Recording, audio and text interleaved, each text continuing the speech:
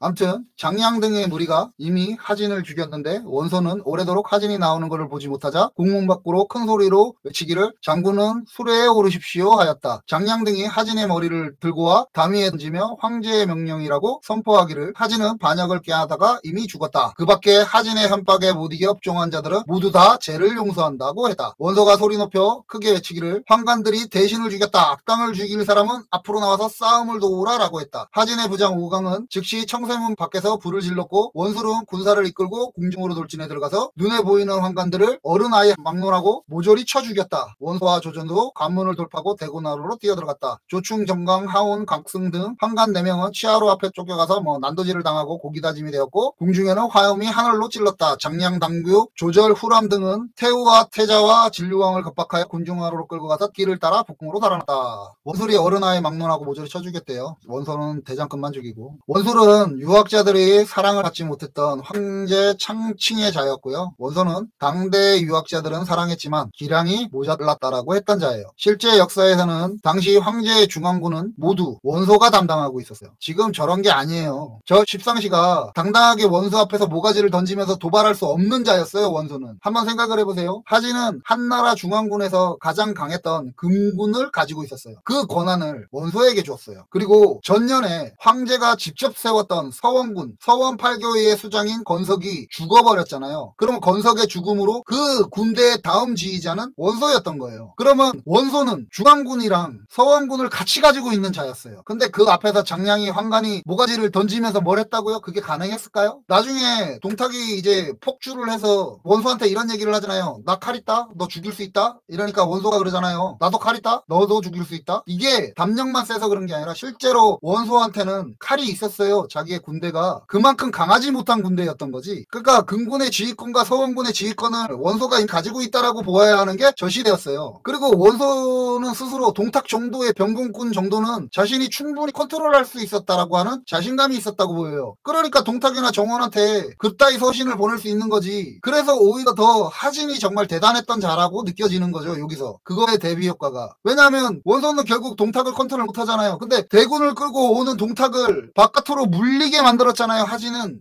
이때 노식은 관직을 버렸지만 아직 떠나지는 않았는데 궁중에 사변이 일어나는 것을 보고 갑옷을 갈아입고 창을 들고 누가갈아서 서 있는데 멀리 당규가 하태호를 둘러싸고 다그치며 지나가는 모습을 보였다. 노식이 큰 소리로 부르짖기를 당규의 역자가 감히 태호를 겁박하느냐 했다. 당규는 몸을 돌려 달아났고 태호는 창문으로 뛰어나가려 했다. 노식이 급하게 구하여 변했다. 오광이 궁의 안뜰로 뛰어가 하묘가 또한 칼을 들고 나오는 것을 보았다. 오광이 큰 소리로 외치기를 하묘가 공묘하여 형을 죽였다. 함께 죽여야 마땅하다 하니 여러 사람들이 함께 말하기를 형을 죽인 역적을 내가 죽이고 싶소라고 했다. 하무가 달아나려 하자 사방으로 둘러싸여 베어서 가루로 만들었다. 원소는 다시 군사들에게 분담하여 십상시 가속 어른아이 가리지 않고 모두 죽이라 명했다. 그래서 수염이 없는 사람들이 환관으로 오연되어 죽임을 당한 자가 많았다. 조조는 궁중에 불을 끄는 한편 하태우를 청해 조정대사에 임시로 대행하게 하고 군사를 보내어 장량의 뒤를 쫓아 습격하라 하고 소재를 찾으라 했다. 소재가 황자 변이에요. 이때 죽여졌던 자가 2000여 명이 넘었다고 해요. 저 컴플렉스 덩어리 원소는 소원 성취한 거죠. 그리고 권력 기반을 착실하게 다져놓은 거예요. 자기가 모셨던 하진은 죽였지만 한나라는 비록 저것 때문에 멸망해 가지만 원소는 확실한 기반을 잡았어요. 자, 제1차 단고의 화나 제2차 단고의 화를 분류해서 막 인터넷이나 이런 데서 남의 나라 역사인데 그게 뭐 대단한 일처럼 사람들이 얘기하는데 제가 그래서 자꾸 이 단고의 화 사건에 대해서 다시 거듭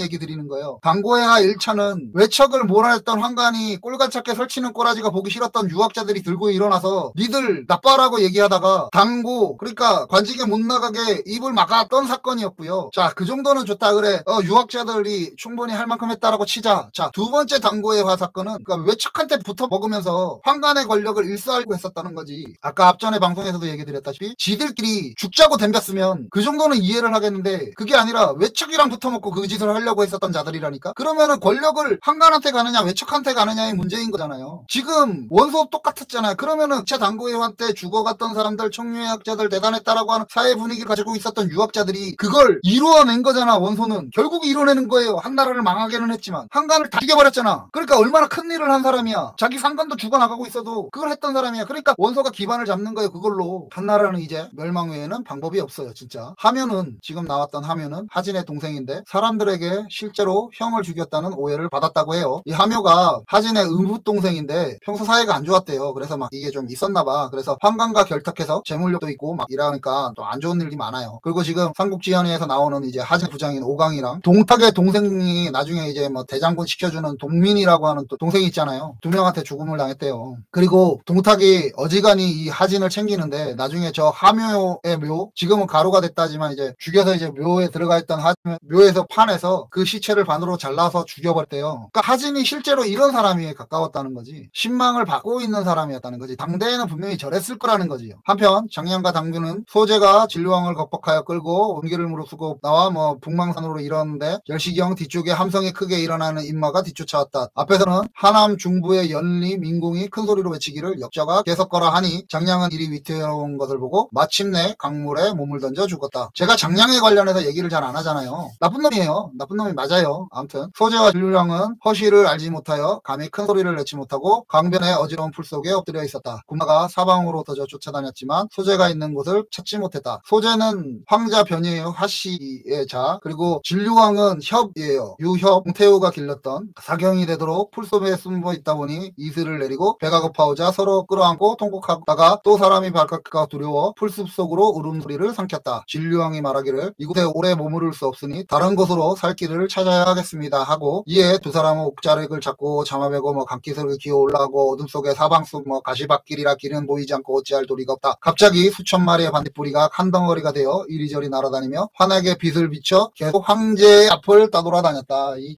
식 저거죠. 진류왕이 말하기를 이는 하늘이 우리 형제를 돕는 것입니다 하고 즉시 반딧불의 빛을 따라가니 점차 길이 보였다. 오경까지 걷다 보니 다리가 아파서 더 이상 걸을 수가 없었다. 산 언덕가에 풀더미 하나를 발견하고 소재와 진류왕은 풀더미 가장자리에 누웠다. 그 풀더미 앞에는 한 채의 정원이 있었다. 이렇게 해갖고 이제 십상시의 난이 이제 끝나는 부분이에요. 다음에 이제 동탁이 나오겠죠. 이제 오늘은 여기까지인데 지금 제가 하고 있는 삼국지 연의는 계속 얘기 드리지만 덮어쓰기의 문화인 것 같아요.